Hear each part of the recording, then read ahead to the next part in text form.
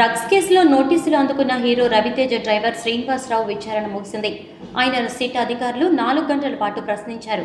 శనివారం ఉదయం 10 గంటలకు శ్రీనివాసరావు సిట్ ఎదుట విచారణకు హాజరయ్యారు. నాంపల్లిలోని ఎక్సైజ్ కార్యాలయంలో 10:30 గంటలకు సిట్ అధికారులు విచారణ ప్రారంభించారు. కాగా డ్రగ్స్ దందాలో కీలక నిందితుడైన జిషాన్ నుంచి రవితేజకు, ఆయన సోదరుడు భరత్, డ్రైవర్ శ్రీనివాసరావుకు డ్రగ్స్ అందినట్లుగా అనుమానించిన సిట్ ఆ కోణంలో విచారణ చేసింది. అలాగే డ్రగ్ మాఫియా కేసులో ప్రధాన నిందితుడు కెల్విన్, జిషాన్లతో గల సంబంధాలపై శ్రీనివాసరావును సిట్ అధికారులు ప్రశ్నించినట్లు సమాచారం. సోమవారం హీరోలు తనీష్, మంగళవారం నందును సిట్ అధికారులు విచారణ చేయనున్నారు. కాగా ఆగస్టు 2వ తేదీతో తొలి విడత సిట్ విచారణ ముగియనుంది. త్వరలో మరికొందరు సినీ నటులకు నోటీసులు జారీ చేసే అవకాశం ఉంది.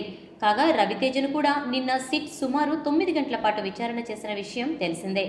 ఈ వీడియోపై మీ విలువైన కామెంట్స్ ని మాతో షేర్ చేసుకోండి. అండ్ ఇంకో విషయం, సబ్స్క్రైబ్ చేయడం మర్చిపోకండి.